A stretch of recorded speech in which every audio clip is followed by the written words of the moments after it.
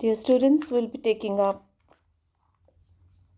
a very popular form of poetry, that is the sonnets. What is a sonnet? First of all, sonnet is a short and very crisp piece of poetry. We can call it a focused piece of poetry, which takes up one single idea, one central idea, and deals with that. Of course, not in entirety, but in a very short and very focused manner. Right? It will take one aspect of one idea, and deal with that. And there will be a musical manner in which it will be rendered. It is a kind of a lyric poem, very short, very crisp, and very to the point, concentrated. So, overall, a sonnet is more recognized by its form. It is, one short poem of 14 lines, and usually it is written in one form of popular form of format, and that is iambic pentameter.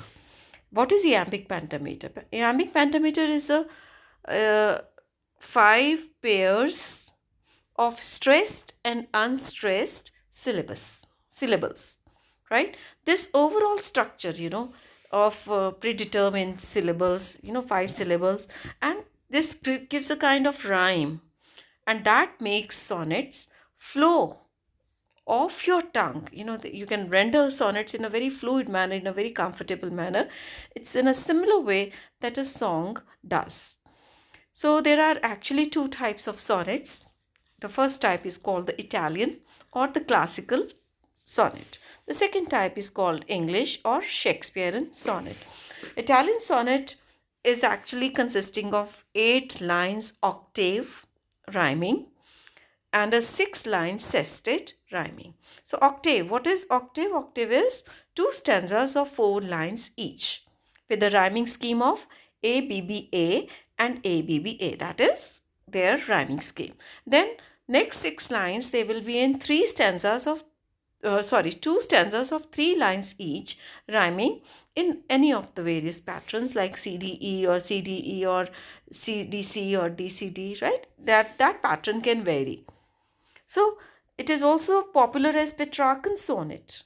Who was Petrarch? Petrarch was a 14th century Italian poet who framed sonnets and made sonnets a very popular form of poetry. So this is oldest known form of sonnet that written by Petrarch, and therefore it got popular as Petrarchan sonnet. So this type differs from Shakespeare, but still has 14 lines. So the typical structure of Italian sonnet is for the octave what is called a proposition. That is, a problem is established in the first 8 lines, or any question such as does she love me, or right, the sestet is concerned. The next 6 lines, they are concerned with resolving of that problem or the question, and always there is a kind of turn. Turn is a sudden change which signals a shift in the poem's focus, right, from problem to its solution, to the resolving of the problem. Now this turn is also called volta. Volta is Italian word for turning, right? Volta is also a poetic expression, and usually it comes at the very beginning of the sestet, that is the 6 lines, last 6 lines of the poem, in the sonnet's 9th line. Now there are I'll be referring to this kind of sonnet in through examples, but later on. First of all, we'll talk about the English sonnet. Now in England, the English poet Thomas Wyatt, he introduced sonnet in 16th century. The first thing he did was he translated the works of Petrarch from Italian to English, and then his contemporary Surrey, Earl of Surrey, these two, Wyatt and Surrey, they were bosom friends. Then they made innovations in the form by they introduced new structure and rhyming scheme, and what they started what is now known as English sonnet. So what is the difference? The difference is that the 14 lines, they are all written in the same pentameter, iambic pentameter, but they are taken up by 3 quatrains of 4 lines. That is, out of these 14 lines, there will be 3 4 line stanzas, right? Of 3 4 line stanzas. That means there are 3 quatrains, and then the last 2 lines will be in a form of 2 line couplet, right? So this is the rhyme scheme: A B A B, C D C D, E F E F, and G G. So that means in English sonnet, uh, the turn typically occurs in the third quatrain. But William Shakespeare, he broke from this rule by frequently situating the turn in the final couplet. Shakespeare modified this English sonnet and he reshaped it in his way. In the Volta, in English sonnet that was written by Vyat and Surrey, the turn broke, it was occurred in the third quatrain. But in Shakespearean sonnet, the Volta occurs in the last two, before when the last 2 lines start. That is, after 3 quatrains. So English sonnet is also sometimes referred as Elizabethan sonnet according to the times in which it was framed, right? And we have famous examples of these sonnets. I will be referring to those examples here.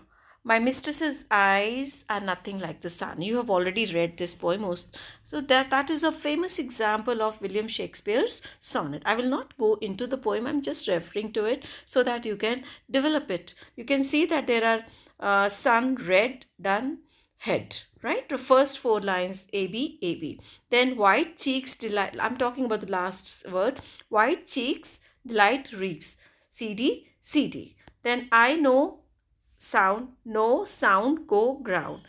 EF, EF. Then the last 2 lines, rare, compare, where the Volta comes. You see, in the last 2 lines, he suddenly takes a turn, and he is telling the readers that all those qualities he has talked about, they are not there in his mistress. And the last 2 lines, he expresses his love, right, in spite of the lacking of these 2 things. So another example is the one you've read, Wordsworth's poem, The World is Too Much with Us. All right, you can take this up. This is ABBA, ABBA, CD, CD, right? You see 2 quatrains and then sestet. Wordsworth takes up the classical model of poem. Then the third poem that you have read is Shelley's Ozymandias, right? So see, the last 4 lines are different from the rest of the passage. So these 3 examples will make it very clear what a sonnet is. Thank you, and